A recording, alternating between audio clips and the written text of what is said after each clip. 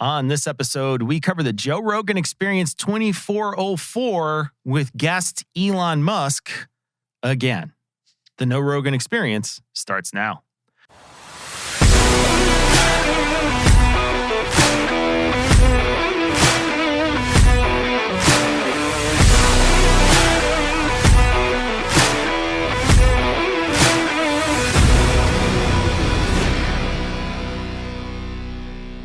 Welcome back to the show. This is a show where two podcasters now with 129 hours of Rogan experience get to know Joe Rogan. It's a show for those who are curious about Joe Rogan, his guests and their claims, as well as for anyone who wants to understand Joe's ever-growing media influence. I'm Cecil.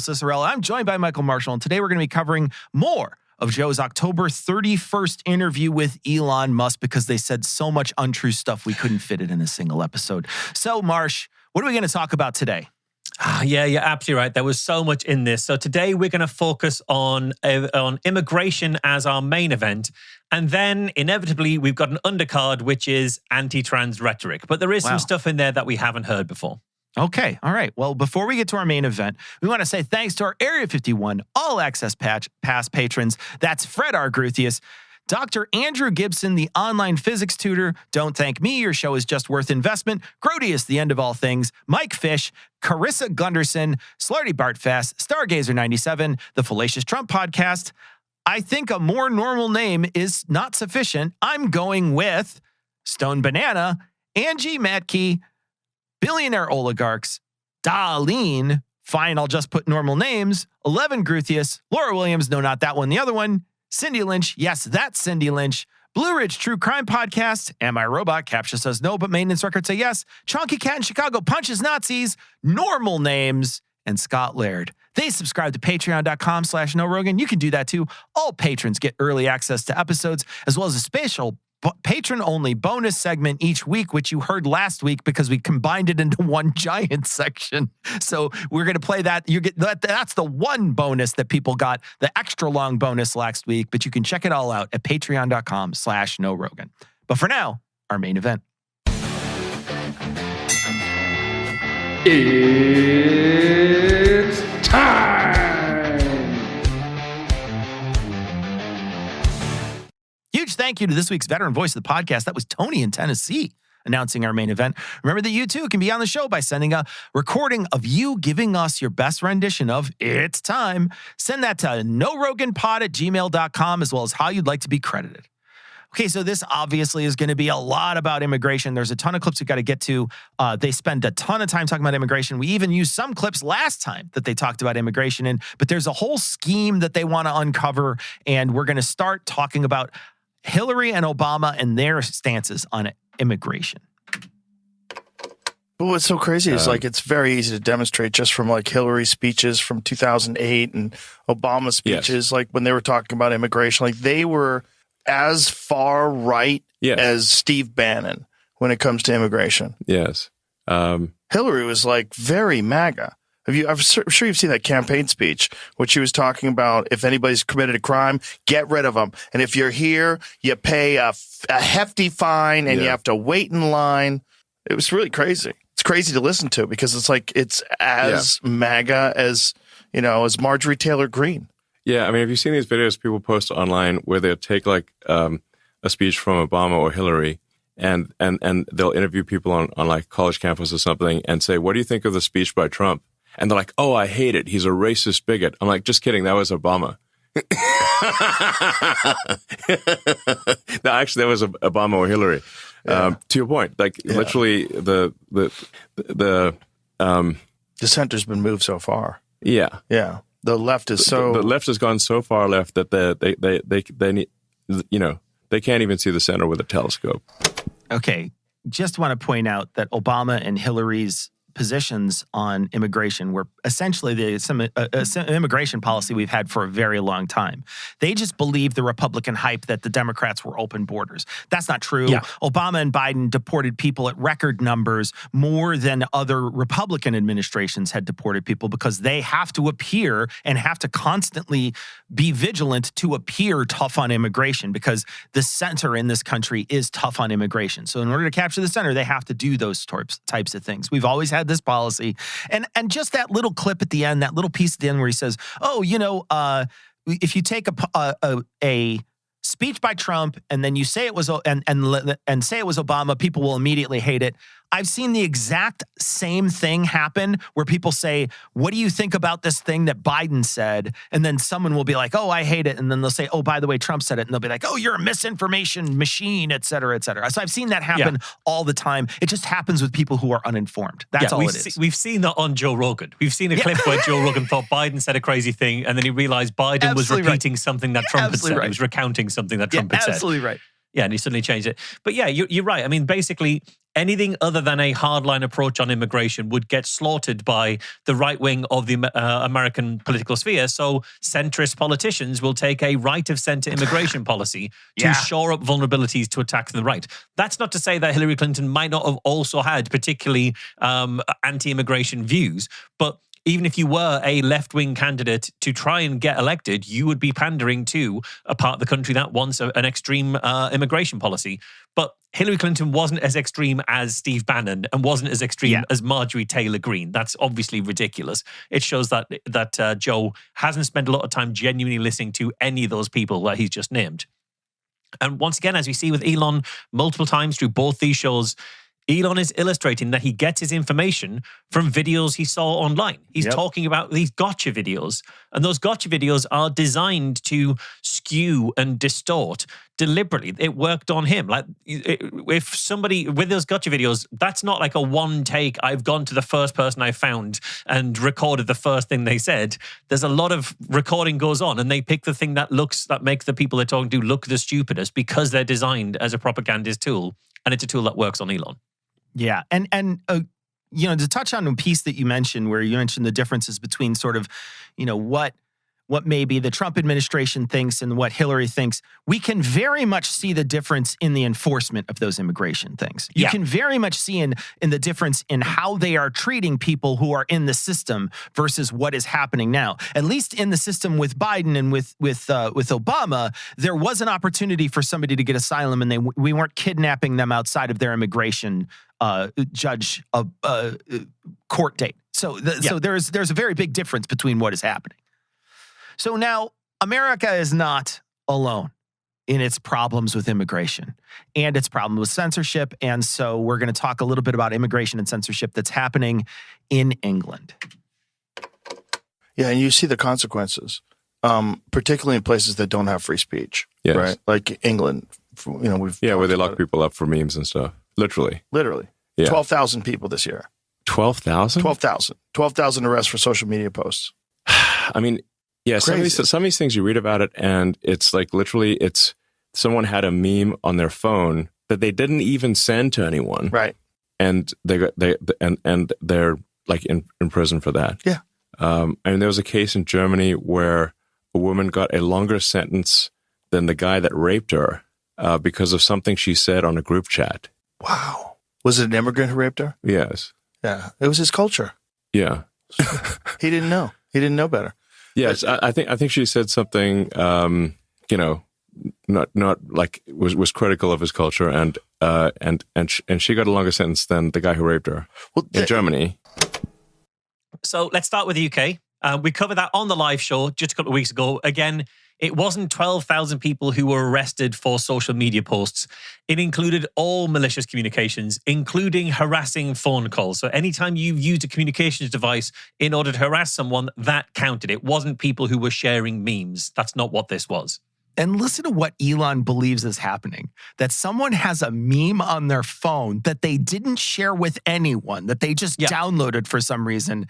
And we know, and we've arrested, people are in prison for that, is what he had said. And then he goes on to imply that another person was in prison or is in prison that got a longer sentence because of than the person who raped her because of something they said in a group chat. Are they in prison? Who is that person, Marsh? So yeah, I took a look into this story. The woman that they're talking about here goes by the name of Maya. Her full name isn't released as according to kind of anonymity laws with German trials and things. But she was 20 years old. She's from Hamburg, and she called the rapist a disgraceful rapist pig and a disgusting freak. That is why, and that is what she'd said here. And she did go to prison over this. Now, to be clear, that isn't saying something that's critical of his culture. That is calling him a disgusting freak. It's not about him being an immigrant. But let's get some of the details straight here. Elon says a rape victim was sent to prison for longer than her rapist.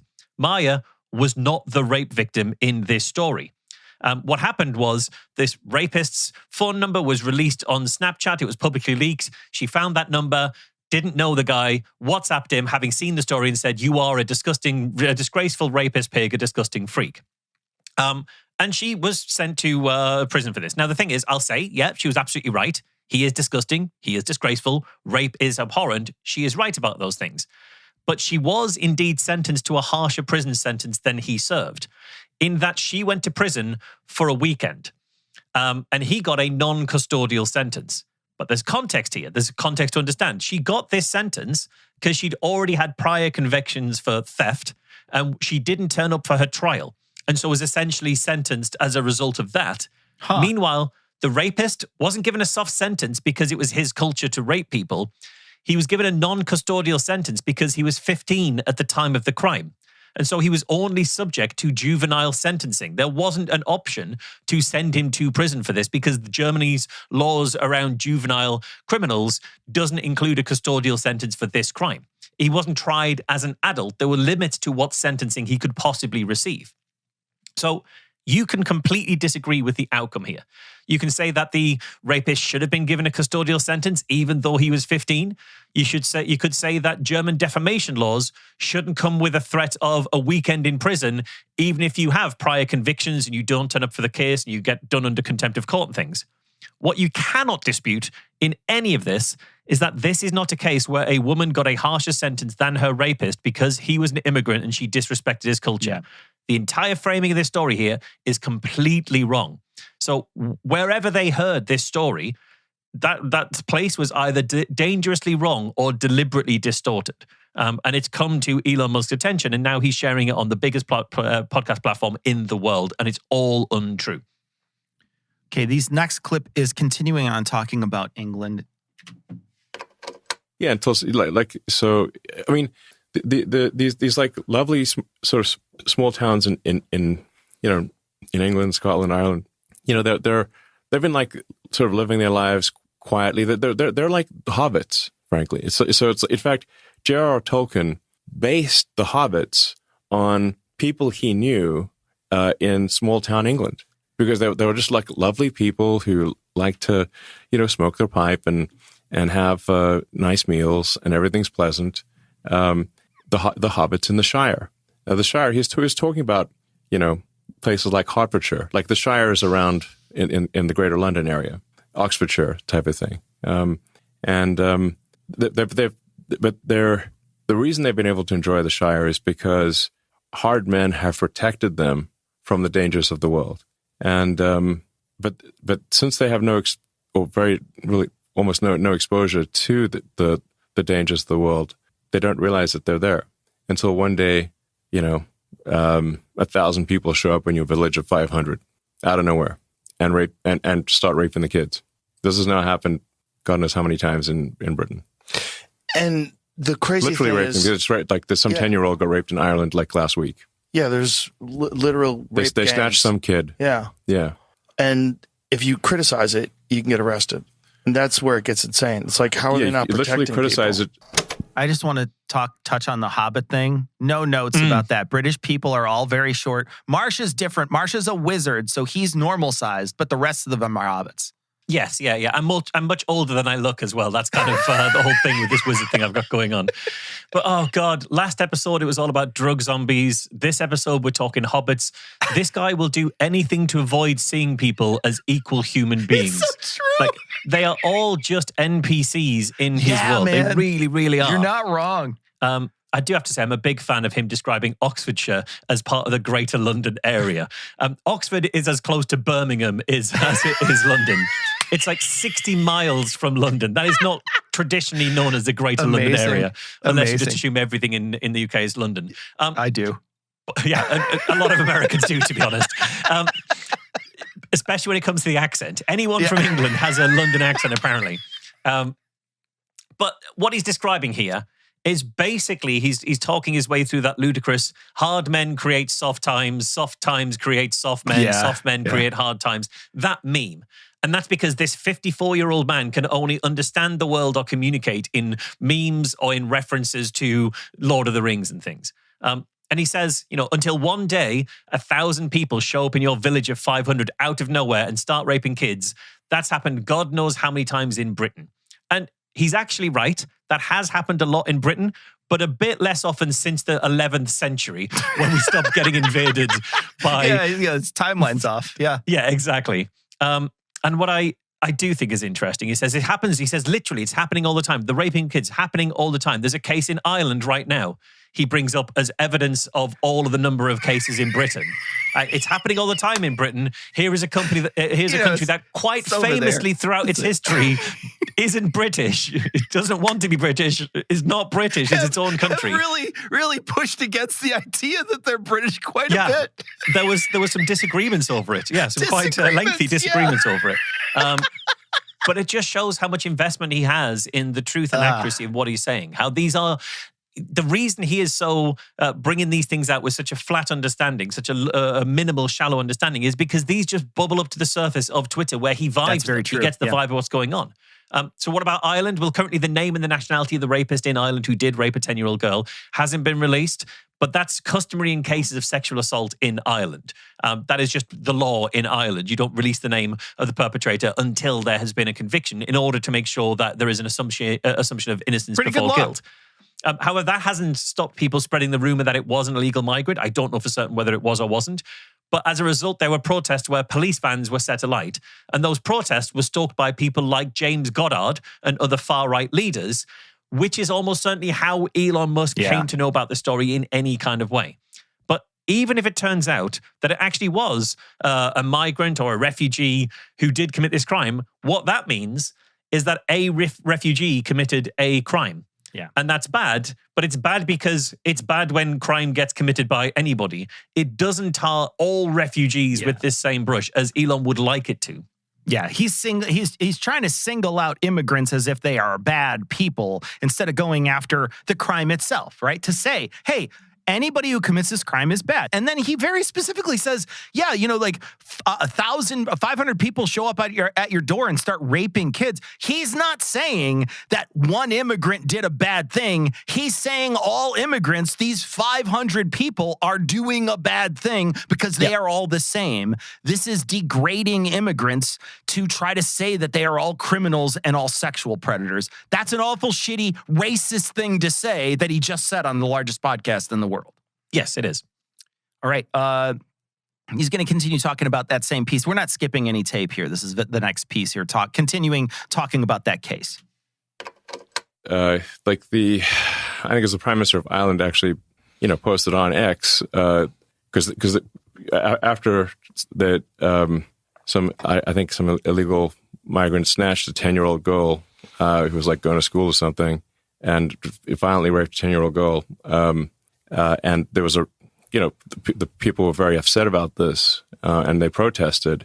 The Prime Minister of Ireland, instead of saying, yeah, we really shouldn't be importing violent rapists into our country, he criticized the protesters instead and didn't mention that the reason they were protesting was because a 10-year-old girl from their small town got raped.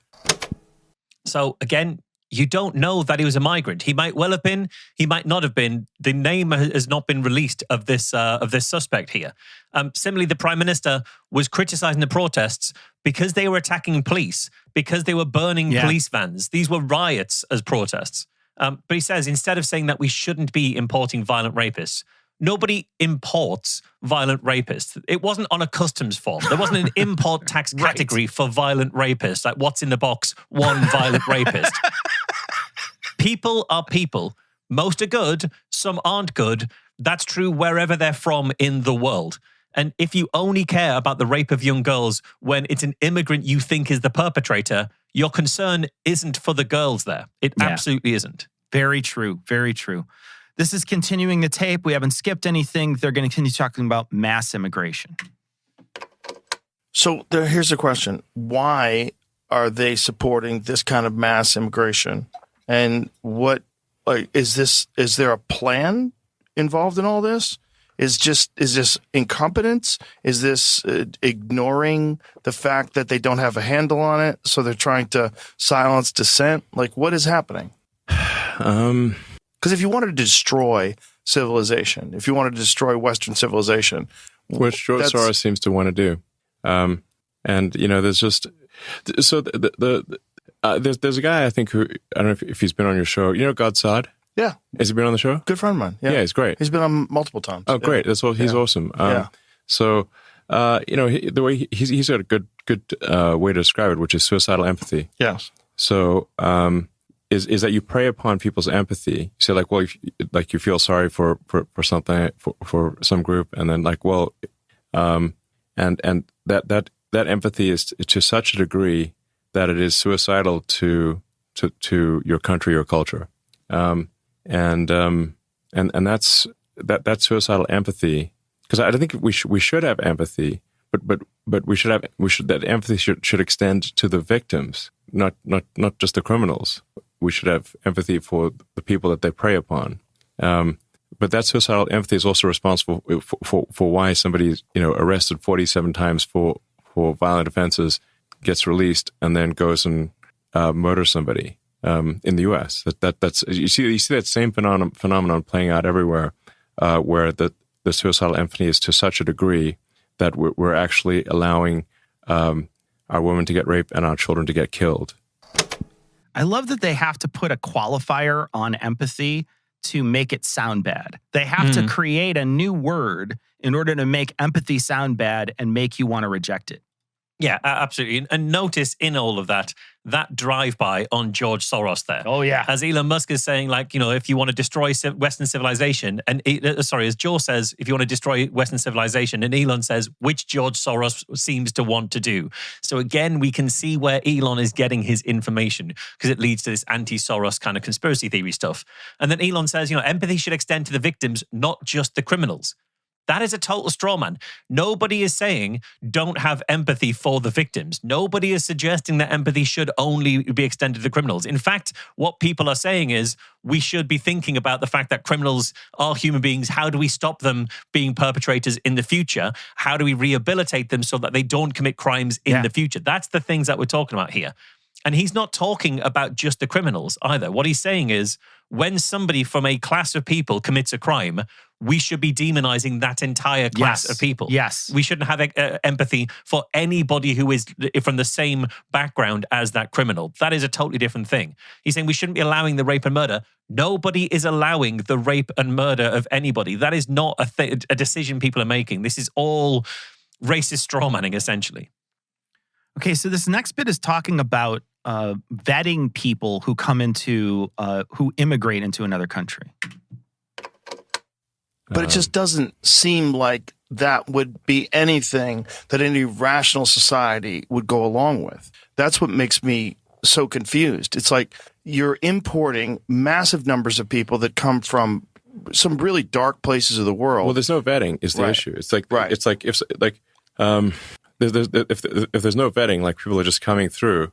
Like, well, what's to stop someone who just committed murder in some other country from coming to the United States or coming to Britain and just continuing their career of rape and murder? Like, unless you've done, if there's some due diligence to say, like, well, who is this person? What's their track record? If you haven't confirmed that they have a track record of being, honest and not being a homicidal maniac, then any homicidal maniac can just come across the border.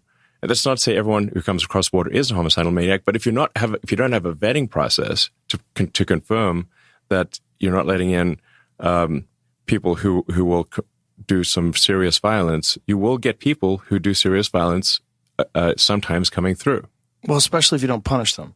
and if you don't Yes. deport them. And if you are just like, well, but what is the purpose of allowing all those people into the country? It can't be.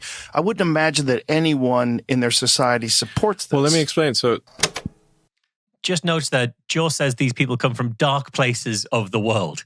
That's why they're leaving, Joe. Yeah, right. Like that's like if where you lived was suddenly like war torn and impoverished and struck by natural disasters and things, and it became a failed state for that reason, you might want to leave for the good of you and your family. That doesn't make you an evil person because where you're coming from is in a real turmoil right now. But you're assuming here that it does. And just so you know, and I'm sure people don't believe this, but there is vetting that is happening of these people. If vetting was a real issue, you would fund it much better than you do enforcement for undocumented people. Instead, we're seeing they cut immigration judges, whose job it is to help vet people. We cut them in favor of enforcers. You can just tell that they don't believe this by how much money they're willing to spend on each different piece. So here's a quote from a White House correspondent, Laura Barron Lopez. She was talking about the recent funding bill that went through for Department of Homeland Security for immigration. So here's what she says, quote, "There's more than $160 billion that are going to immigration enforcement and the deportation operation. So when you break it down, it means $46.5 billion going to building the rest of the border wall, $45 billion to immigration detention centers, nearly $30 billion to hiring and training ICE staff, and $3.3 billion to immigration courts and attorneys." End quote. So that shows you that there is very little money going to the vetting process, and most of it is going to the enforcement and housing of these migrants that we are picking up and trying to deport. In this clip, they say, well, we're not suggesting that all people are bad that are coming in. We're just saying that there's no vetting. It's like by claiming that this vetting process doesn't exist, you're doing exactly that by saying that people come from anywhere and they could be secret murderers. That's what you're doing when you're trying to make a caveat for it, but you're literally doing just that. Yeah, exactly. And look, obviously, there can be some issues with vetting. Of course there can. If someone's fleeing a war zone or fleeing a terrorist regime, they might not have their documents with them. And it can be pretty hard to know that they are who they say they are, and it's hard to know what they're about. That is a difficult thing in vetting. It's why you need to fund those vetting programs much better than the 2% of the budget that you're talking about there. But also, if you incentivize people to lose their documents in order to apply for asylum, because, for example, you've closed off legal routes of immigration, as we have in the UK. There is no legal route for migration for a lot of people. It's go to a place in France, and that will be your route in, but we won't accept you. It's kind of been the policy here for a long time. What you do then is you actively make vetting harder because you encourage people to get here and not have their documents. So, whoops, you can't tell what I'm about. So I've got to stay here while you process me. If vetting was your priority, you invest in immigration services and you invest in providing safe and legal routes for people so they don't have to take, as we see in the UK, a small boat across the channel to suddenly arrive here and claim asylum. But vetting isn't their concern. Vetting is the fig leaf they're putting over the actual issues that they have, which is migration at all. And once again, Elon is making several really confident claims here about how this system all works. And he doesn't have even half a clue of what he's talking about. And this is someone who, it's worth pointing out, is an immigrant. Elon Musk is an immigrant. And what he means when he talks about immigration is not the ones like me. He's not talking about keeping people like him out or vetting people like him. He's talking about vetting other people from the dark places of the world, as Joe Rogan put it. Yeah. And so we've sort of worked our way through part of immigration in the last episode and this episode, but really there's a narrative that they're trying to spin about immigration. So people come here, they're trying to devalue empathy. We've seen that. They're trying to devalue how we treat immigrants. And now they're trying to say the reason why we should do that is because it's all a big scam and the Democrats are to blame. So because you mentioned, for example, how much, say, Hillary and Obama have changed their tune from prior speeches where they were hard-nosed about not letting in anyone who's a criminal into the country, having secure borders, all that stuff. So why did they change their tune? The reason is that they discovered that those people vote for them. That's why they want the open borders. Because if you let people in, they know the Democrats let them in, they'll vote for Democrats. Yes. If you allow them to vote. Which they're actively they turn a blind eye to illegal voting. Well, California literally doesn't allow you to show your license. California and New York have made it illegal to show your photo ID when voting. Thus, effectively, they've made it impossible to prove fraud. Impossible.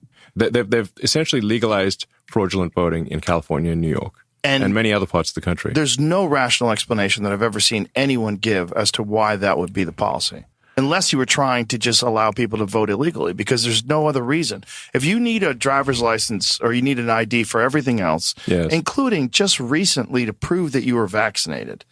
The same people who are demanding that you have a vaccine passport and are the same ones saying you need no ID to vote. Same people. Right. But so it's obviously hypocritical and inconsistent. So look, he's talking about Hillary and Obama at the start there.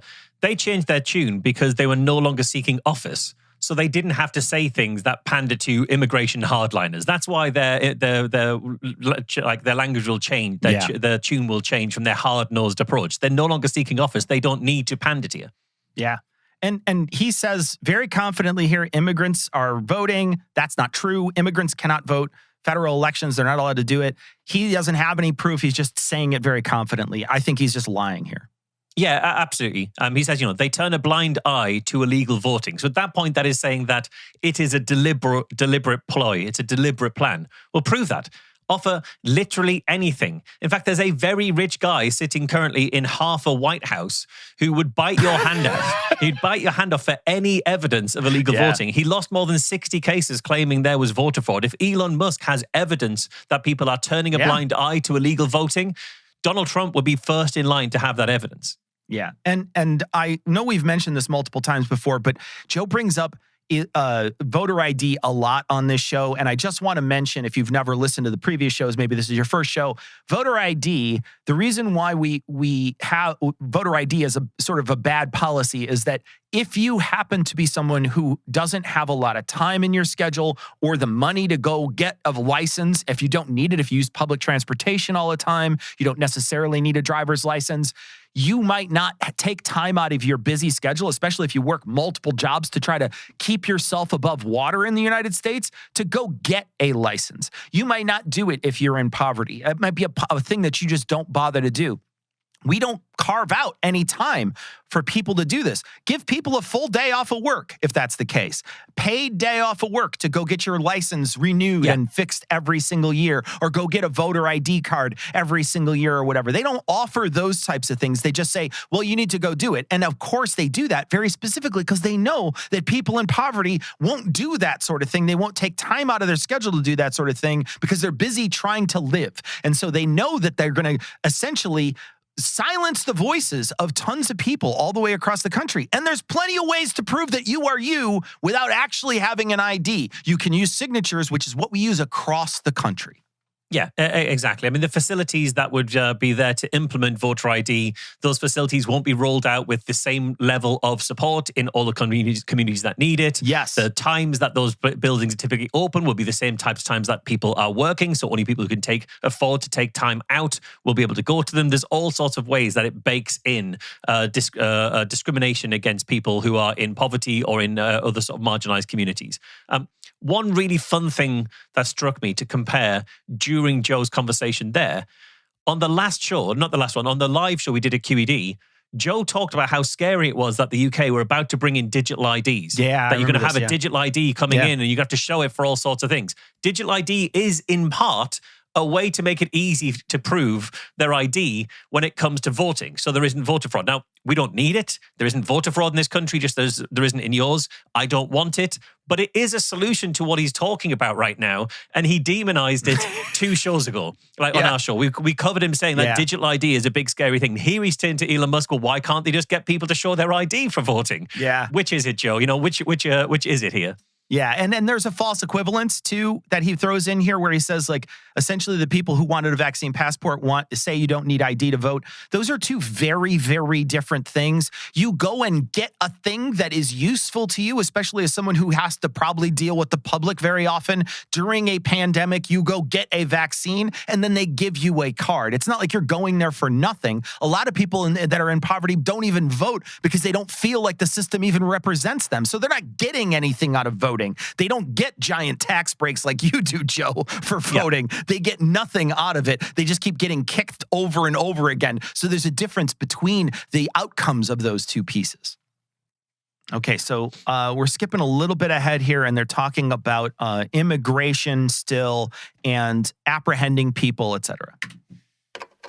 If Trump had lost, there would never have been another real election again, because Trump is actually enforcing the border.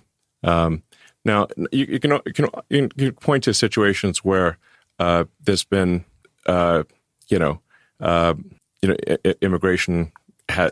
Enforcement has been overzealous because they're not going to be perfect. There'll be cases where they've been overzealous in expelling illegals. But if you say that the standard must be perfection for expelling illegals, then you will not get any expulsion because perfection is impossible. And you've probably got millions of people that are here that are trying to be here under some asylum pretense. Right? Yes. Like you could just come from a war-torn part of the world. They changed the definition of asylum to be economic right. Asylum. Which is everybody. Which is everybody. Yeah. So it's the lowest bar to prove. They say at one point, he says, if Trump had lost, there would never be another real election again. I don't know that there's going to be another one now. I just want to say that out loud before next year's midterms. I just want to get that on paper. Also, listen to what he has to say. He's like, the immigration has been overzealous. I love overzealous is the word he settles on. Yeah, and he had to search so long for a euphemism for what ICE are doing. It was a good 5 or 6 seconds where he finds overzealous eventually. Yeah. And notice that Joe doesn't push back on characterizing the ICE enforcement of immigration policies as nothing more than overzealous. So think of all those stories that we've seen about how Trump might lose Joe over the ICE mass arrests and the targeting. And there's been stories about how Joe said no one voted for this and he was disgusted by it. No, he's not going to lose him at all. You can euphemize all of that to just overzealous, and he'll nod along and happily let you carry on. So he's on board. Great point. Also, this is a straw man. No one's suggesting that immigration needs to be perfect. They should, just follow the laws and not use force, and they can't even do those things. Yeah, and also they should err on the side of not deporting legal citizens. That would be an ideal level of that would be something. Yeah. And the 100% confidently says there's economic asylum. This is definitively a lie. There is no economic asylum. That does not exist. Yeah. He says, they've changed the definition of asylum to be economic. That is not the case at all. But also, if you think that the American economy is in a place where everybody in the world could qualify for economic asylum there, you've not looked at the price of eggs in America lately. Like, you guys, I think there's a lot of places that don't need your asylum. That's so true. I just want to, and for proof, I will put a link in the show notes as to how we decide who has asylum. This is from the 1951 Convention relating to the status of refugees and the 1967 Protocol relating to the status of refugees. They define refugee as a person who is unable or unwilling to return to their home country and cannot obtain protection in that country due to past persecution or a well-founded fear of being persecuted in the future on account of race, religion, nationality, membership in a particular social group, or political opinion. That's the standard we use in the United States to make a decision, and that is a pretty tough standard to meet. Actually, a well-founded fear is something that can absolutely be manipulated by a lot of different people to keep people out of this country. It has nothing, you listen to that, there's nothing in there at all about economics. All right, so here's what Elon thinks asylum is. Asylum is supposed to mean that if you go back to your country, you'll get killed. Right. That's what we mean by asylum. That was what it's supposed to mean. They changed the definition of asylum to be you will have a decreased standard of living, which is obviously not real asylum. And you can test the absurdity of this by the fact that people who are asylum seekers go on vacation to the country that they're seeking asylum from. That doesn't make any sense. Yeah, it doesn't have to. When you understand the incentives, then you understand the behavior. So once the left realized that illegals will vote for them if they have open borders and combine that with government handouts, to create a massive incentive, they're basically using U.S. and European taxpayer dollars to provide a financial incentive to bring in as many illegals as possible to vote them into permanent power and create a one-party state. And I invite anyone who's listening to this just do any research, and the more you dig into it, the more it will become obvious that what I'm saying is absolutely true. It is not absolutely true. No. People who go back to their country of origin, they risk being thrown out of the asylum process. That happens. Also, just so you know, countries are big places. They're not just a tiny little place. So you might have persecution in a small part of that country, and you might go back to visit somebody during an emergency. Maybe your mother died or something, and you go back to that country. You can still lose asylum for that, by the way. That's something that can happen. But he's suggesting that this happens all the time. And to be honest, if somebody, had that as an excuse and I was an immigration judge, I might consider and be like, oh, okay, that actually doesn't sound that bad when you explain it. Yeah, I think so. And honestly, I don't know that he's lying. I think it might just be that he is so ill-informed and so overconfident that he has genuinely no idea what the actual truth is. And I think that's far, far scarier than him lying here. I think that's the charitable option. And again, the charitable option is the one that actually is the most damning for him, I'd say. So he says anybody who does a bit of the research will know that what he's saying is true. Well, it isn't actually true at all. What he's describing here, and just be clear, what he is saying is happening is that there is the paying of migrants in order to come in and overrun the electoral base of a state in order to create a supermajority and a one-party state. That is the Great Replacement theory. It is. That is absolutely the Great Replacement theory, which is the anti-Semitic racist conspiracy theory. That's what this is. The Great Replacement theory is coming up way more often in Joe Rogan's show that I am comfortable with for the largest podcast series in the world. And at least when it came up on the Barry Weiss episode, he was against that idea. He didn't think it was a true idea. She brought up that this is a conspiracy theory that people believe, and he was not on board with that conspiracy theory. Here we are, 6 years later, and he is allowing Elon Musk to explain that this is the truth of what's happening. So this next bit is about Social Security and very specifically about the shutdown. Well, this is the thing about Medicaid and Social Security and people getting Social Security numbers, that it's massive fraud. It's massive fraud, and it's real, and they denied it forever. And now we're finding out this is part of the reason why this is government shutdown that's going on right now. Yes, the entire basis for the government shutdown is that the Trump administration correctly does not want to send massive amounts of hundreds of billions of dollars to fund illegal immigrants in the blue states, or in all the states, really. And so the Democrats want to keep the money spigot going to incent illegal immigrants to come into the U.S. who will vote for them. That's the crux of the battle. So they want to stop. So that's the entire basis of the government shutdown. Is that the case, Cecil? You live in under their government. This is literally 100% not even close to true. It has nothing to do with fraud. It has nothing to do with immigration. The shutdown doesn't have anything to do with those things. It has to do with extending COVID-era protections on insurance that would raise the premiums and make health insurance more expensive for most vulnerable population in the United States, the more people that are on the poverty line. So spreading this on your show as fraud is literally a lie. And also, very specifically and importantly, more than half of the ACA enrollees, the people who would benefit from this money not going away, they're in Republican districts and Republican states. So these people who are benefiting from this, that the Democrats are fighting so hard for, more than half of them are Republicans. This is something we touched on before. I want to just play this short clip about five-star hotels. So what's going on right now is they have been funding these people. They've been giving them EBT cards. They've been giving them Medicaid, and they've been even housing. And more them. than that, just they were taking hotels, 4 and 5 star hotels, like the Roosevelt Hotel being the classic example, was they were sending, I think, $60 million a year to the Roosevelt Hotel to which all it did was house illegals. And it used to be a nice hotel. I mean, it still is a nice hotel.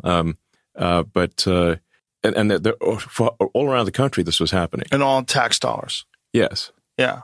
And the Trump administration cut off funding, for example, to the Roosevelt Hotel and these other hotels, saying like it's U.S. tax dollars should not be sent to have luxury hotels for illegal immigrants that American citizens can't even afford, which obviously is the case.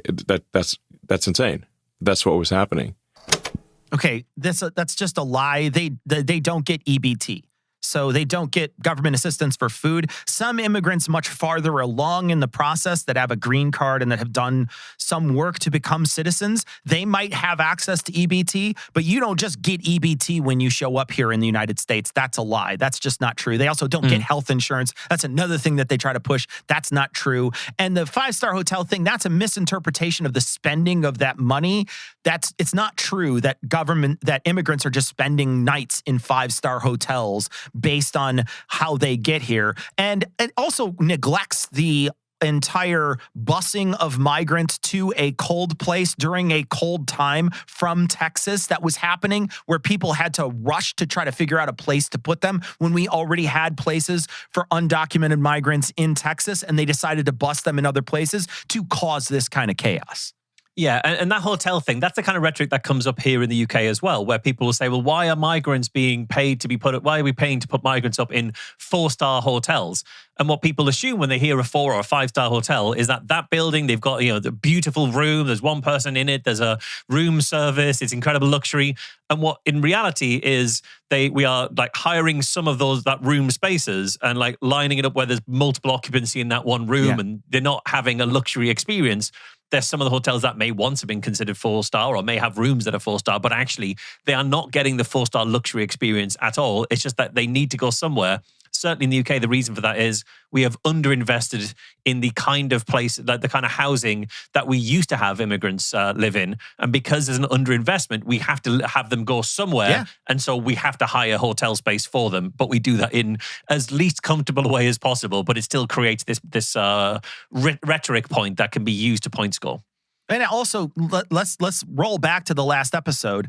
He doesn't want homeless people anywhere, and he doesn't want migrants living in hotels. What he doesn't want is anybody anywhere that he can see or getting any money for anything. That's what he wants. He wants to have a very specific America that is based for him and his friends and has no help for anyone else out there. And he doesn't want to have to see people, because what's the option? If they don't have a place to go, where do they go? Well, they go on the street. Well, he doesn't want to see them on the street either. This is another piece of the fraud that he talks about. They says that they're giving out lots of money to people. They were also giving out like debit cards with $10,000. So it's not just about medical care. The Democrats mention the medical care because they're trying to prey on people's empathy as much as possible, and then they imagine, oh wow, somebody has a desperately needed medical procedure, and shouldn't we maybe take care of them in that regard? But what they do is they divert the Medicaid funds and turn it into a slush fund for the states that goes well beyond emergency medical care. And New York and California would be bankrupt without the massive fraudulent federal payments that go to those states to pay for illegals, to create a massive financial incentive for illegals. How would they be bankrupt because of that? They wouldn't be able to balance their state budgets, and they can't issue currency like the Federal Reserve can. So let's first of all look at this $10,000 on a credit card. I think from what I could find, he appears to have got that credit card story from someone called Mark Levin on Twitter, Mark Levine, who is a conservative activist who's worked with Turning Point. He was sponsored by the Koch Foundation. So he is big into the right of center money. And he's got a lot of history with statements that align with many of those talking points that come from that right of center. So he's someone who said that COVID was completely overblown, that there was a deep state coup against Donald Trump, all that kind of stuff. And as far as I can tell, that is where Elon is getting this $10,000 to every migrant on a credit card from. So it shows again that Elon's information diet is completely poisoned by who he's built Twitter to bring to him, whose opinions he's built Twitter to direct towards him. And I looked this up. There's an AP article that I'll link. They get $12 a day, and they get it for 28 days. And they were getting it in New York City. So try to live on $12 a day in New York City. Here's a quote from that article. Quote, "We will provide prepaid debit cards to an initial 500 migrant families with with children who may use the prepaid cards exclusively at bodegas, grocery stores, supermarkets, convenience stores to ensure the money is spent on food and baby supplies." So very specifically, this is again, basically because they bust a bunch of people up there, they tried to create this crisis, and they had to give these people something, because if not, then they're gonna die on the streets of New York. Is that something? Is that a preferable thing that we want? And they're not giving them $10,000; they're giving him $12 a day for 28 days. And I want to talk briefly about the piece at the end where he says New York and California would go bankrupt if it wasn't for these federalized payments, these fraudulent payments back. The blue states pay way more than they get, okay? So that's just a lie. That's just not true. Those states give a lot more money than they get back in federal dollars. Only 13 U.S. states send more money to the federal government coffers than they receive. These are all traditionally blue except for Utah and Wyoming. Nevada and Minnesota are in there, and they're occasionally blue. California gives way more money than it gets back. Same with New York and Illinois. I'll put a link in the show notes so you can look at those numbers. Yeah, and it's so hard because through all of that, it's not even a long clip. That wasn't a particularly long clip. It's like about a minute, just less than a minute. It's such just less than 2 minutes, something like that. Anyway, it's a short clip. It's such a fire hose of untrue ideas that it's hard to know where to start, and it's hard to know where he's getting any of that stuff. But it clearly shows you where Elon Musk's mind is on these issues and how poisoned it has been by his media diet. Okay, this is the next clip here talking about how the Democratic Party wants to destroy America. So, like, in a nutshell, the Democratic Party wants to destroy democracy by importing voters, and the Republican Party disagrees with that. And the ruse is that if you don't accept what they're doing, then you're a threat to democracy. Yes. As they try to destroy democracy. Yes. By importing voters. That is literally what they're doing. People to only vote for them and overwhelming the system. Yes. And by the way, it's a strategy that, if allowed to work, would work. And in fact, has worked. So you could not get a clearer explanation of the Great Replacement Theory. Yeah. That's what this is, the Great Replacement Conspiracy Theory right here. And again, Joe isn't rejecting this as he did when Barry Weiss was talking about how crazy people believe this thing. He's walking through the steps of it and agreeing at every stage. He's understanding, he's taking this on board. This is just proof that Joe has been radicalized over 6 years at least. Yeah, it's a dangerous anti-Semitic conspiracy theory, and it also is a dangerous anti-immigrant conspiracy theory. Yeah. It's awful all the way around, and Joe 100% sounds like he believes it. Okay, so now we're going to talk a little bit about the census in this next clip. And then here's another thing that is very important, fact that is actually not disputed by either side, which is that when we do the census in the United States, the way the census works for apportionment of congressional seats and electoral college votes for the president is by number of persons in a state, not number of citizens. Right. It's number of people. So you could literally be a tourist and you will count. Now, how do they do the census when they do that? Do they ask people? Do they knock on doors? Do they have them fill out forms? Like what? Yeah, I think they mail out census forms and knock on doors. But the way the law reads right now, is that if you are a human with a pulse, then you count in the census for allocating congressional seats and presidential votes. Right. So so electoral college, everything. So seats, everything. It doesn't matter whether you're here legally, illegally, and if you're a human with a pulse, you count for congressional apportionment.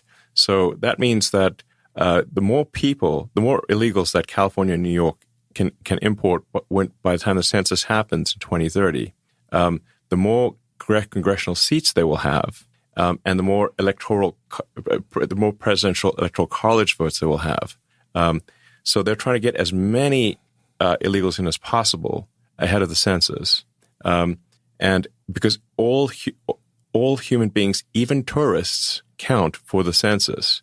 and then if you combine that with gerrymandering of districts in New York and California, as you point out, with this proposition where they're trying to increase the amount of gerrymandering that occurs in California, the biggest state in the country. So if the census then would award more congressional seats to California because of a vast number of illegals, and New York and Illinois, so they'd get more congressional seats. They'll get more presidential electoral college votes, that would get them the House, a majority in the House, and they would get to decide who is president, literally based on illegals. These are not disputed facts by either party. I want to emphasize that's in Canada. Yeah, this is not a conspiracy. These are not disputed facts by either party. It's not this is just the way the law works. It is I don't think the law should work that way. I think the apportionment should be proportionate to citizens. But isn't that a problem with how the Constitution is written? Yeah. They can't really change that. Okay. They're using facts here very, very loosely. It literally says in the census document, quote, citizens of foreign countries visiting the United States, such as on vacation or a business trip, not counted in the census, end quote. I'll put a link to this is census.gov. You can look at the link. Yeah, it's incredible, this, I think, because he says multiple times, these aren't disputed facts. This is not disputed by either side. And we've got such confidence and such complete lack of knowledge. These aren't facts. This is just absolute nonsense. He does not understand and hasn't looked into at all. But here he is, the biggest podcast platform in the world, and he's saying it confidently. And they do count people who don't actually have citizenship. They count the people who live in that area and pay taxes in that area. And those people are counted, even if they're not citizens. That is true. But those people live there and they pay taxes, and therefore they should be represented. Yeah, exactly. And what's interesting is Joe even asks, well, how does that work? The tourists, how do they get the tourists? How are they doing the census? And, Elon confirms, they mail out census forms and knock on doors. Okay. How is that getting tourists? Are they going door to door, like room to room within a hotel to pop little census forms under the door? Even by his own admission there, that isn't going to capture tourists. It's ridiculous. What about the people who happen to come in for the day? They've just visited New York. You don't get off at Penn Station and get handed a census form to fill in. There's not a guy with a clicker at the airport. Exactly. It's obviously not true. What is happening?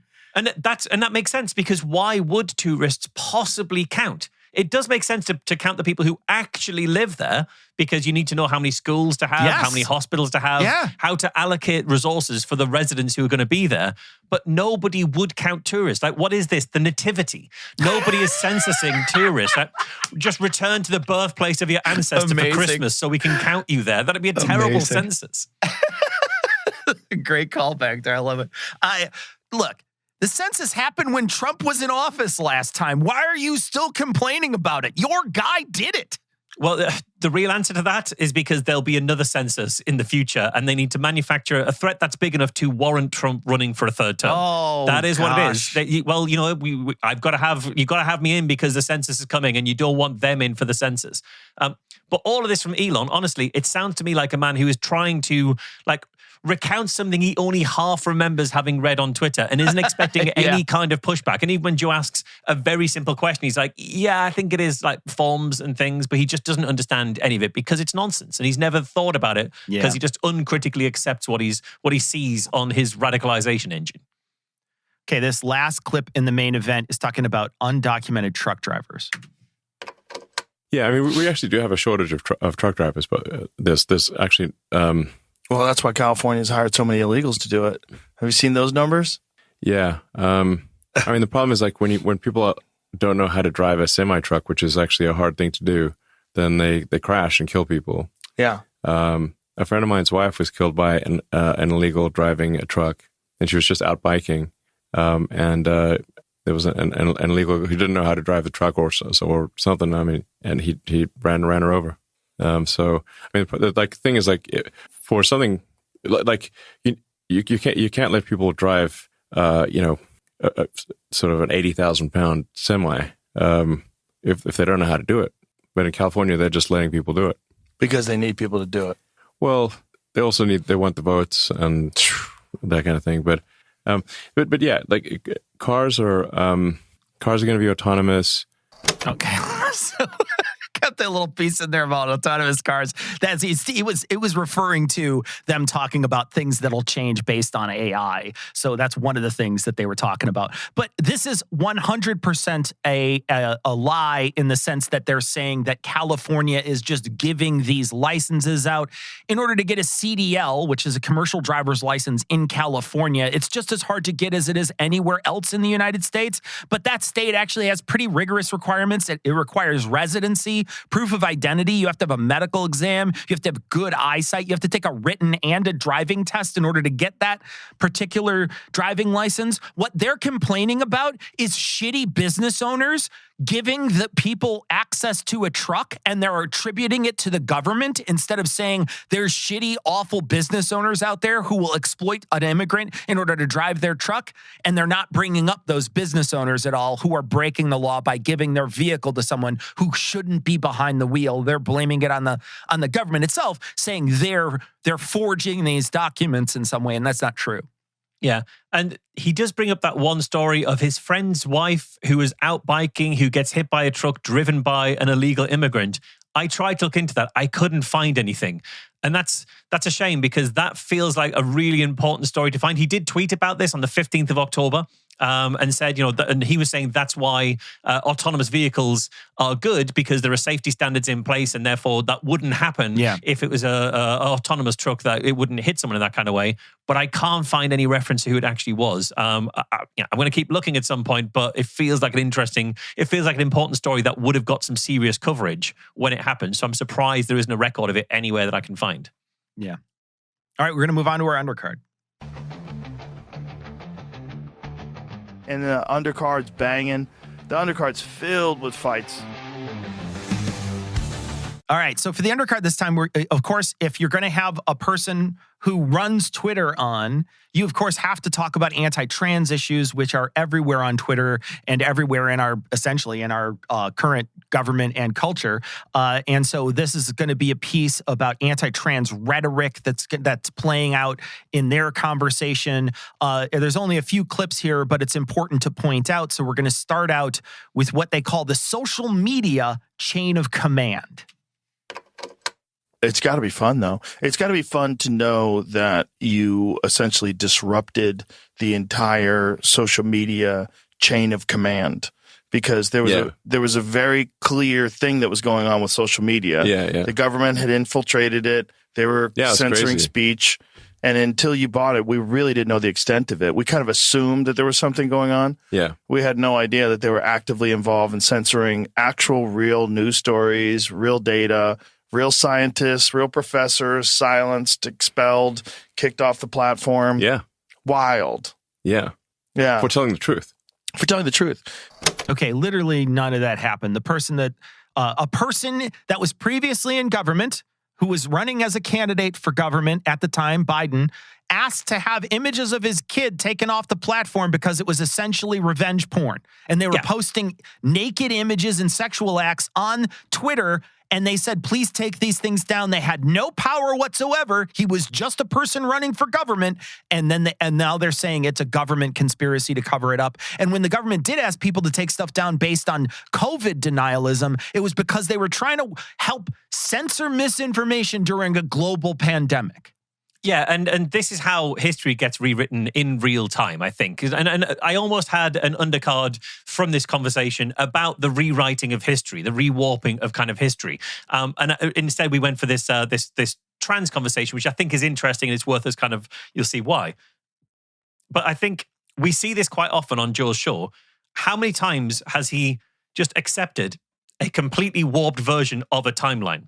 For example, it came up on the show that Epstein died under Biden's watch, which didn't happen. He died while Trump was in office, but Joe just accepted this version of a timeline. Yeah.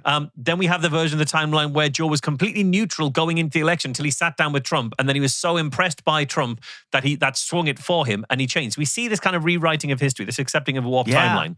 Yeah. And in this case, the warped timeline is that Elon Musk buying Twitter changed everything. It rescued free speech and even had a direct impact on the number of kids who are identifying or self-identifying as trans. And that's kind of where this leads into the trans conversation. Like immediately from this, we hear that Elon Musk, having taken over Twitter, has an appreciable effect on kids identifying as trans.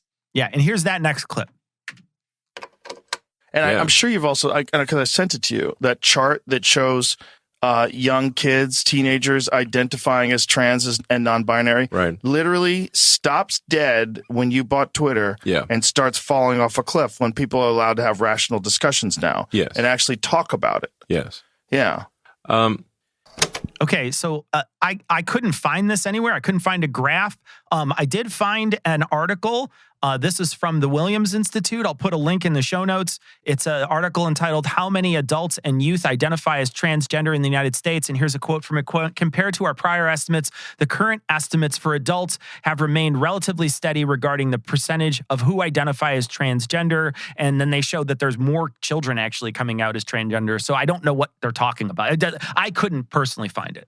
Okay, so I did find it. I did actually find what they're referring to here. Yeah. So this is the idea that Joe and others seriously believe that kids stopped identifying trans after Elon bought Twitter. And the argument being here that it was just a big social contagion. And once he changed that social media hierarchy, that chain of command, he interrupted that. And now no longer were kids getting the message from Twitter, I guess, that they're trans. Which is an odd thing anyway, because there are age limits to even join Twitter in the first place. And the number of kids that they were talking about who were trans were not at that age limit. So quite how Elon buying Twitter would arrest that amount of social contagion that they believe is obviously not true. Yeah, what I would believe they're referring to is an article published by Eric Kaufman in Unheard, on the website Unheard, in which he does actually make this kind of comparison. And here's a quote from that article. The Foundation for Individual Rights and Expression, of FIRE, which conducts a large annual survey of US undergraduates, polled over 60,000 students in 2025. And my analysis, Eric Kaufman writes in Unheard, of the raw data shows that in that year, just 3.6% of respondents identified as a gender other than male or female.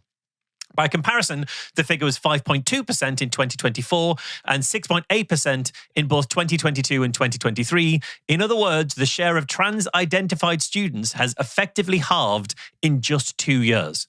So that is what they're saying is evidence that if you draw a line of when Elon Musk on that graph bought Twitter, you can see the number of kids who are identifying as trans halves because of this evidence. Can you spot the issue here? I don't know that I'd want to be identified as trans right now. Well, so that's certainly one issue. That's absolutely one issue. But I think the bigger issue is this is a graph of people of respondents who don't identify as male or female. This was respondents who identify as a gender other than male or female. Trans people generally don't identify as a gender other than male or female. Trans women identify as women. Even if Joe and Elon disagree that they ought to or that they should be allowed to, they can't deny that they do. And if asked on a chart, if asked in a survey, that's how they would define. So showing a chart of people who are non-binary, don't see themselves as either male or female, is irrelevant. It says nothing about trans people. Now, also, the data came from FIRE, which is a right-wing organization which is dedicated to try and muddy the water on these issues. And Kaufman took that raw data and has presented it here. He says, my analysis of the raw data. And the fact that he's using the raw data means that that data isn't weighted to be representative of the overall population. So someone called Jacob Eliason reran the numbers. Here's a quote about that. When they reran the numbers, the trend line flipped entirely when you do actually include, you weight it to be representative. That trend line flips entirely, showing that the share of students identifying as neither male nor female had actually increased, not decreased. Kaufman's analysis, in other words, didn't reveal a cultural shift. It revealed statistical malpractice. So Kaufman's article was published on Unheard, which seems completely unbothered by the sloppy methodology, which ought to completely undermine their credibility on an issue like this, where Unheard very clearly have an ideological blind spot. But that is what they're talking about. When Elon bought Twitter, people identifying as trans just dropped off a cliff, and we know that because of badly analyzed data on non-binary people. Yeah. That's great analysis here, Marsh. And to remind people, the reason why they're talking about this is to say that free speech and conversation will convince people that they're crazy, that they are crazy and they're not trans and that stuff doesn't exist. And all you have to do is shine a light on it through Twitter and it will immediately eradicate. It'll disappear because it's not a real thing. They're trying to devalue trans people here, and they're doing it by saying that they shouldn't exist and they don't exist. And the moment you point out how absurd it is, they immediately change their path. Yeah, that's what they're saying. Okay, now this is continuing on with that conversation. They start to talk about trans issues about an hour later, and this is a story that Elon relates. Like there was a friend of mine who was living in the San Francisco Bay Area, and they tried to trans his daughter, like to the point where the school like sent the police to his house to take his daughter away from him. Now that's going to radicalize you. Well, that's going to shake you out of your belief structure. Now I know. So it was an activist at the school that was trying to do this? Yeah, the school and the state of California conspired to turn his daughter against him and make her take life-altering drugs that would have sterilized her and irreversible. And how old was she? I think 14, something like that. So he managed to talk the police out of taking his daughter away from him that day, and that night he got on a plane to Texas. Wow. A year after just being in a school in like Greater Austin area, she went back to normal, meaning like it wasn't real. Right. Well, people are being much more open to that now. I mean, okay.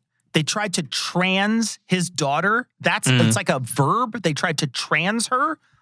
Who is this? You just say a person. You just say a person exists, and they tried to do this thing. You also say that they tried to sterilize her. Like, what are you talking about? We don't give life-altering drugs to people at 14. They give them puberty blockers. That's normally what they give. That's not life-altering. That doesn't sterilize the person. I literally don't believe that this happened. I do not believe that this is a true story.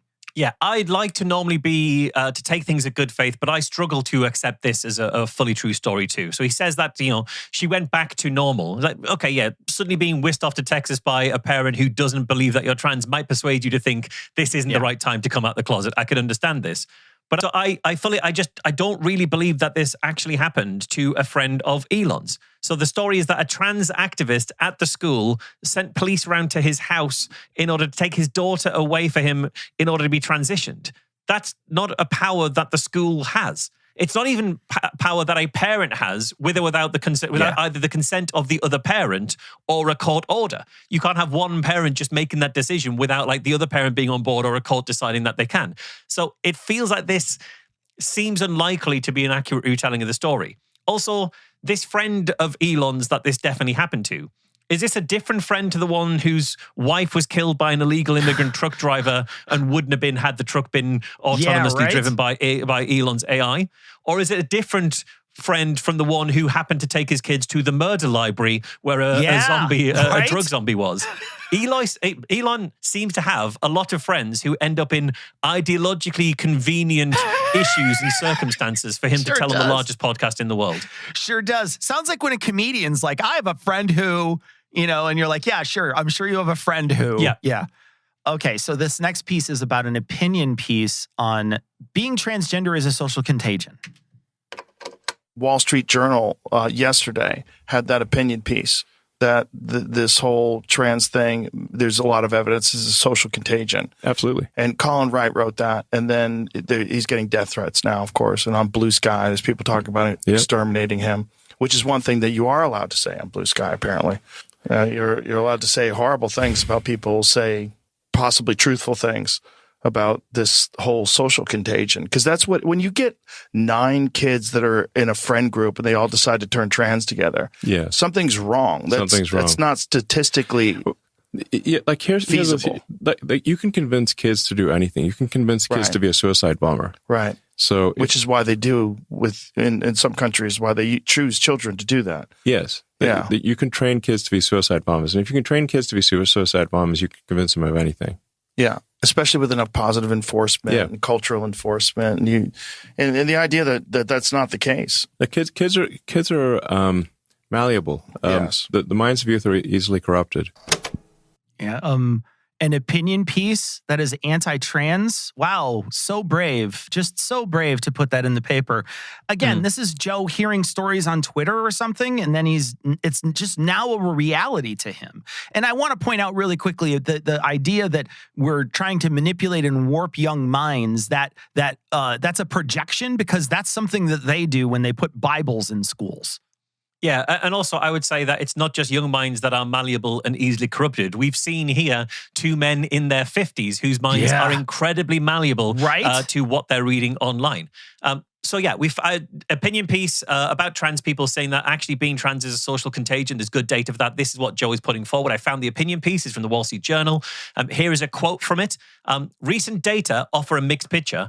An analysis of campus surveys by Eric Kaufman at the University of Buckingham and the Center for Heterodox Social Science found that the share of college students identifying as transgender fell 50% between 2023 and 2025. That's the quote about social contagion. That is the graph we've already talked about, but now it's coming up a second time under a second publication. So this is the Wall Street Journal referencing that graph on Unheard. I'll also point out that very side note, I visited the Wall Street Journal in order to find this story. And when I did, the link to the study where they said this data analysis by Eric Kaufman, the link to the study in the citation went to, and this is a direct quote of that link, file:/c:/users/McLean Sierra/downloads/25-BTQ-America.pdf. Shut the fuck up. Yeah. So Sierra McLean, she's an assistant editorial features editor at the Wall Street Journal. And I'm not saying that standards have slipped since at the paper since it was bought by Rupert Murdoch, but she's published a version of the story that linked to a file on her hard drive. It wasn't on a server, it was just on her hard drive. Amazing, dude. Yeah, it was great. There's a second paragraph in the Wall Street Journal with more. So Wall Street Journal, they've cited the Eric Kaufman study that we've already talked about. There's a second paragraph on data. Psychologist Jean Twenger's analysis of the annual cooperative election study administered by YouGov found that transgender identification among 18 to 22-year-olds declined by nearly 50% between 2022 and 2024. She concluded that it looked like the peak of trans identification is in the past. And that citation also opens with the Eric Kaufman graph from earlier. So she did the analysis because she saw Eric Kaufman's graph and has redone it based on that. Now, she says that his graph actually comes to the right conclusion, but from the wrong data. And she goes off to find data that she says shows a very clear drop-off. But that drop-off, that data was also disputed in another analysis that the Wall Street Journal actually cite. That latter analysis says the recent reports of a sharp decline in transgender or non-binary identification may be unreliable due to problematic question wordings and reliance on statistical weights applied to a very small population. So overall, the data could be read as trans identification as neither expanding in the sign of a social contagion nor falling off in the sign of a bubble bursting. But actually, when you look at the data, it looks like it's plateauing. So if this was social contagion, we should be seeing a massive explosion up until Elon arrests it. If it is just if it's all the bubble bursting, it would drop off massively. What we're seeing is a fairly steady rate through other analysis that's been done. And that's a lot like, for example, the explosion in left-handedness, how that plateaued once we stopped trying to beat left-handedness out of kids and just accepted it. We aren't all left-handed now. The number of people who are left-handed just stayed at a plateau because no one had to pretend they were right-handed. Right. That's what we're seeing here. The other thing to bear in mind as well, in these conversations, they constantly conflate being trans and being non-binary. And obviously those things often go together, but they're not exactly the same thing. It's why that data around people who neither identify as male nor female was being used to illustrate the number of trans people, when trans people will identify as male or will identify as female or may not. You know, people have a fluidity to that. So when he says about 9 kids in a particular group, how they all decide they're trans, it might be, I'd agree, it would be unlikely that 9 kids in the same small friendship group would be trans. It's unlikely that that's the case. It's not completely out of the question. Maybe that's why they found each other as friends, because they felt kind of kindred spirits there. But a random selection of kids, it's unlikely that a solid 9 of them would turn out to be trans. Not that they offer any evidence that that's true, but let's take them at face value that that is true. There's a group of kids out there and 9 of them say they're trans. That's very different to, for example, a bunch of kids all rejecting binary gender norms. Because as kids, rejecting gender, like binary gender norms, that might mean nothing more than exploring what fits them as a kid. It's not going to be puberty blockers. It's not going to be surgery. It might not even be something as small as trying on a different name. It might be, in essence, little more than seeing what pronouns feel right to you, or experimenting with your wardrobe while kids figure out who they are. And some of those kids, if these 9 kids really existed, some of them might be non-binary. Some of them might decide, actually, now I've experimented and understood myself, I don't think I am non-binary. That's all fine. That's just the normal exploration process. And the thing to remember in all of this is that trans people don't want to persuade cis kids that they're trans. Because living as a gender that doesn't feel right to you isn't a good thing. Great point. And trans people are the exact community of people who know that experience best and wouldn't want it for people. Yeah. Okay, this next clip, they're talking about how gay people don't like trans people. You're also seeing a lot of pushback from gay and lesbian people that are saying, like, hey, if someone did stop this including to me. So, exactly. Yeah. The LGBT, it's like, wait a second. Why are we being included all the time in this situation? Exactly. Especially when, like my friend Tim Dillon's talked about this, is like, it's really homophobic because you're taking these gay kids and you're telling them like, hey, you're not gay, you're actually a girl. Yes. And, hey, go make it so that you can never have an orgasm again and you'll be happy. Like, yeah. Fucking like crazy. permanent mutilation, permanent castration of kids is like, I think we should look at anyone who permanently castrates a kid as like right up there with Josef Mengele. Yeah. I mean, they're mutilating children. Yeah. Yeah. And it's thought of as being kind. And the thing is, would you rather have a live daughter or a dead son? That's the line they use. Yeah, which is not supported by any data. It's all fact, bullshit. We've cited this before, but YouGov did a 2023 survey on the issue of trans acceptance among lesbian, gay, and bisexual people. And what they found was there is limited, while there is negativity towards trans people in the wider community, there's limited negativity towards trans people among the cisgender, gay, lesbian, and bisexual Britons in particular. Only 8% of that group professed to having a negative view of trans people, compared to 75% who said they had a positive view of trans people, and 17% said they had a neutral view. Of those, cisgender lesbians and bisexual women in particular are likely to have positive feelings towards trans people. 84% of the cisgender lesbians and bi women that were interviewed in this survey had a positive view. 66 to 68% said they had a very positive view of trans people. And that mirrors national polling, which shows that women generally are more likely to hold pro-trans views than men. So is it true that there's loads of gay and bisexual people who hate trans people, who don't want to be lumped in with trans people? I don't think it's so. I think the majority actually are way more accepting than straight people are. Those numbers are a little bit old. It's 2023, and they're for the UK, but they certainly do not tell a story of widespread anti-trans sentiment among gay communities. This idea that most gay people dislike trans people is a complete fiction people tell themselves in order to reassure themselves that they're not bigoted when they are. Yeah. And look, what kind of world do these people think they live in? Who's trying to convince people that they are trans? If this was like a huge movement, there would be way more people like that in our population. They also say like people who castrate kids. No one castrates kids, okay? The surgery on children is very, very, very rare. And it's top surgery, right? So it'll be top surgery, it'll be mastectomies. There were 282 cases of it in 2021. That's out of 725,000 trans kids that age. Yeah. That's 0.3% of people go as far as that. And that's almost certainly because their medical provider suggested it. They go on to talk about the suicide rate of trans kids, and they try to downplay it. We've covered this in previous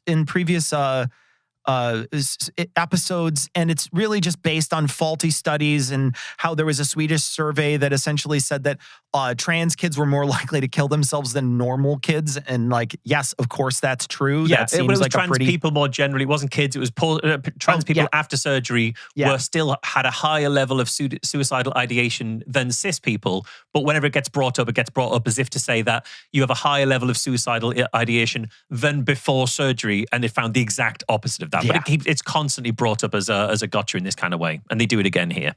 This is the last clip in our undercard. Now, this is talking about people who die during sex change operations. And this is preventing you from actually, a lot of kids die with these sex change operations. They die. The number of deaths on the operating table, people don't hear about this. A lot of the kids, because we don't really actually have the technology to make this work. So a bunch of the times the kids just die in the sex change operations. Jesus Christ. Yeah, it's demented, which it should be viewed as like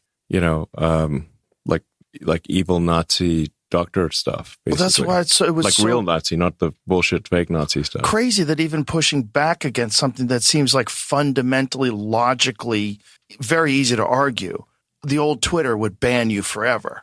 Yes. That's how crazy a social contagion can get. When it completely defies logic, victimizes children, does something that makes no sense, not supported by data, all connected to this ideology that trans is good. We got to save trans kids, protect trans kids. Yeah, and what I want to emphasize is that the save trans kids thing is a lie.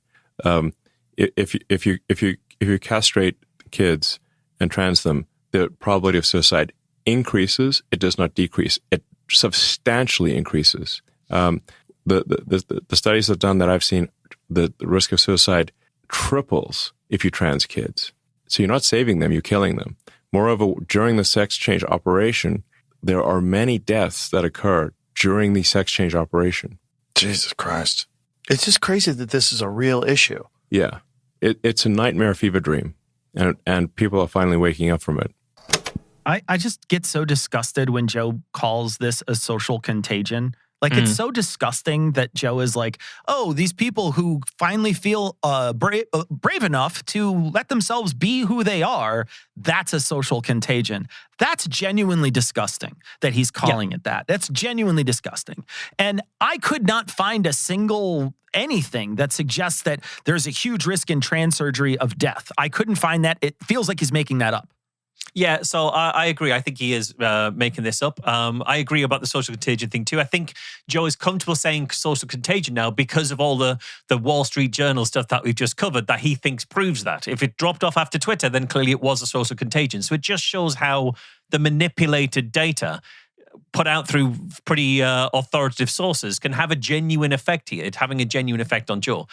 In terms of the risk in trans surgery, I found a study. This is a study from the American Journal of Obstetric Gynecology from 2023, study called Post-Operative Adverse Events Following Gender-Affirming Vaginoplasty. And what they found was this was a retrospective cohort study of trans women who underwent vaginoplasty between 2011 and 2019. They had 488 cases that were eligible for inclusion in this study. They looked at them following surgery, and what they found is not one single death in the 30-day period after surgery or around surgery. So is it true that there were people who are regularly dying during surgery? Not according to this study. There is no evidence of that at all. What they found was 27 of the cases required further surgical interventions in that 30-day period, and 46 had wound infections and things, mostly in cases where there was a comorbidity, where any surgery may well have come with those kind of infections and complications. But even with that taken into account, that's less than 10% of the cases experiencing any complications and fewer than 5% requiring follow-up surgery, which isn't bad going given the extent of the surgery. Few extensive surgeries have such a high kind of rate of success without further kind of follow-ups and stuff. So, yeah, he doesn't know what he's talking about here. He is either making this up or recounting things he thinks he's seen and recounting with such confidence that he must know what he's talking about. You know, this idea of suicide going up after surgery, that's based on the Swedish study that I was talking about. That doesn't compare before and after surgery. It compares after surgery with cis people who never needed surgery. That's the ideation he's talking about. So he doesn't know what he's talking about, but he sounds so confident and he's saying it so confidently, so he must be onto something. He must have a clue what he's talking about. Yeah, I mean, he's saying that they castrate him, you don't. They use puberty blockers sometimes in children. They self-harm. That's just not true. Major surgery has risks. You could die on the table. That risks are very, very low. He's just repeating lie after lie after lie on the largest podcast in the world. Let's wrap it up with that. Thank you, sir. Appreciate you very much. You're a beautiful person. right, Marsh, here we are. End of the show. Is there anything good in this? I think we're out of time. I mean, we've got through quite a lot. I mean, I had so much to say about so much, but I think we're out of time. It's just been such a long show. It's been such a long show. So out of time. If you got to the end of these 2 full podcasts and you thought we were going to have something good to say after they spewed this much misinformation, you're probably listening to the wrong show. Yeah, right. I mean, the one thing I will say is this was a 3-hour interview, and we've seen Joe do 3.5, 4-hour interviews, and it wasn't that. So maybe that's fine. Maybe that's the best that I could do. He could have gone longer, and it would have been worse. All right, well, that's it for the show this week. Remember that you can access more than a half hour of bonus content every single week, or you'll get the last one last week for as little as $1 an episode for subscribing at patreon.com/NoRogan. Meanwhile, you can hear more from me at Cognitive Dissonance and Citation Needed, and more from Marsh, Skeptics with a K, and the Skeptic podcast. We're going to be back next week for a little more the No Rogan experience.